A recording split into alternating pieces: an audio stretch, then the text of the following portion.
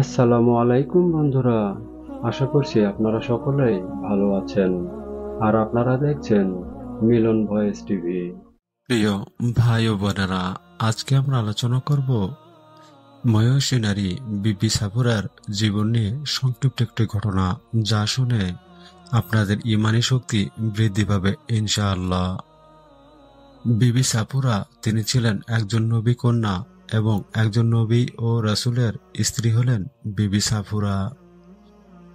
বাবার সংসারে পুরুষ না থাকায় ছোট বোনকে সঙ্গে নিয়েই নিজেই নিজেদের কাজের আঞ্জাম দিতেন। একজন নবীকন্যা এবং আরেকজন নবীর স্ত্রী হওয়ার দীর্ঘ ঘটনা উঠে এসেছে পবিত্র আল কোরআনে। বিবি সাফুরার বাবার সাংসারিক জীবন এবং বিয়ের ঘটনা সংক্ষেপে আজকে আমরা আপনাদের সামনে উপস্থাপন করব। তো আমাদের চ্যানেলে যারা নতুন তারা অবশ্যই সাবস্ক্রাইব করে ইসলাম প্রচার প্রসারের স্বার্থে সামনে এগিয়ে যেতে সহযোগিতা করবেন। তো চলুন পুরো ঘটনাটি শুনি।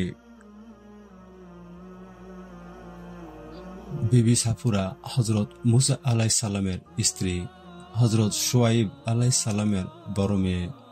তাদের বসবাস ছিল সৌদি আরবের মাদাইনে। আর হজরত মুসা আলাইহিস সালামের জন্ম ও বেড়ে ওঠা এবং বসবাস ছিল মিশরে।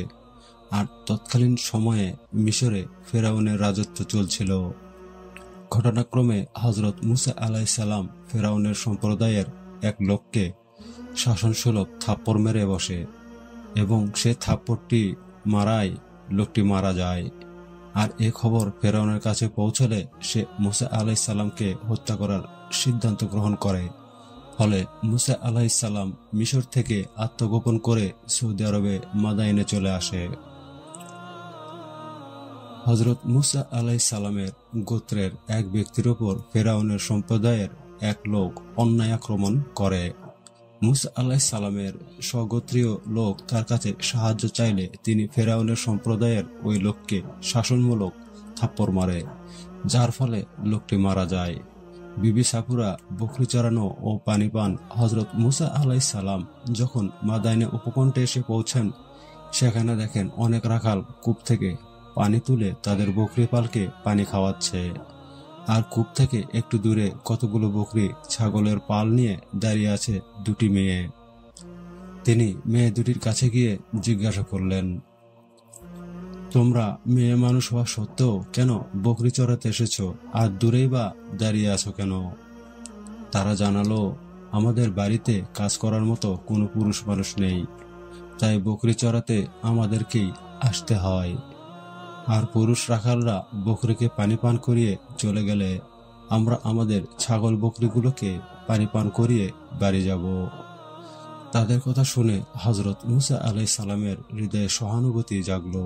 তিনি ভিড় ঠেলে কূপের কাছে গিয়ে পানি উঠিয়ে তাদের ছাগল বকরিগুলোকে পানি পান করালেন। অতঃপর মেয়ে দুটি বাড়িতে এসে তাদের শ্রদ্ধেয় পিতা বিশিষ্ট নবী হজরত শুআইব আলাইহিস সালামের কাছে পুরো ঘটনাটি বর্ণনা করে জানালেন। হজরত মুসা আলাইহিস সালামকে তলব করা হলো। হজরত শুআইব আলাইহিস সালাম মেয়েদের কাছে ঘটনা শুনে তাদের উভয়কে হজরত মুসা আলাইহিস সালামের কাছে পাঠালেন। তারা মুসা আলাইহিস সালামের কাছে এসে সলজ্জ কণ্ঠে জানালেন, আমাদের পিতা হজরত শুআইব আলাইহিস সালাম আপনাকে আমাদের বাড়িতে যেতে বলেছেন।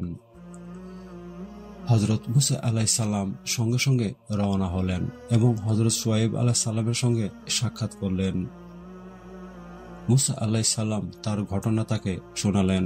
হযরত শুআইব আলাইহিস সালাম তাকে সান্ত্বনা দিলেন। বিবি সাফুরা বিয়ের প্রস্তাব ও শর্ত।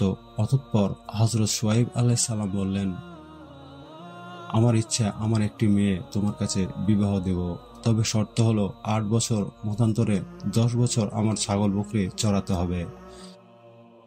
হযরত মুসা আলাইহিস সালাম এ শর্তে রাজি হয়ে গেলেন। ৮ বছর মতান্তরে ১০ বছর অতিক্রম হওয়ার পর বড় মেয়ের সঙ্গে হজরত মুসা আলাইহিস সালামের বিয়ে হয়ে গেল। এ বড় মেয়ের নামই হলো হজরত সাফুরা।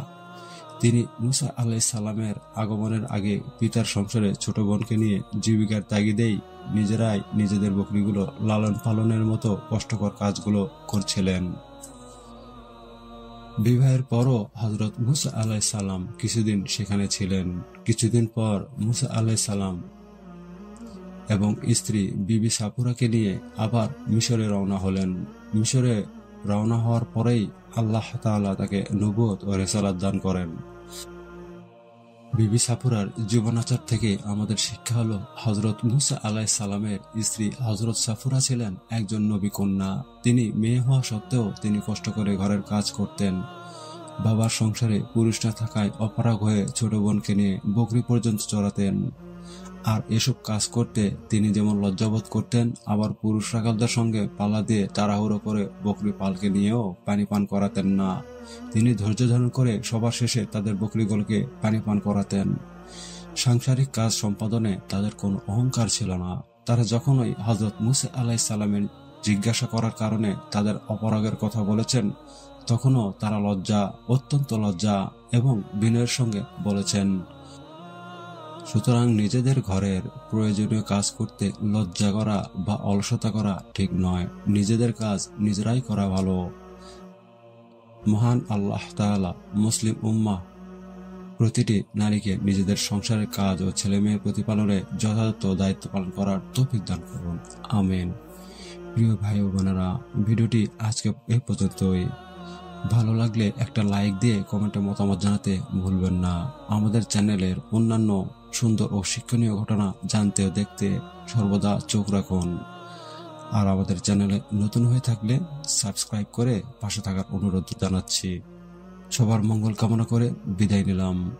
আল্লাহ হাফেজ। আসসালামু আলাইকুম ওয়া রাহমাতুল্লাহ।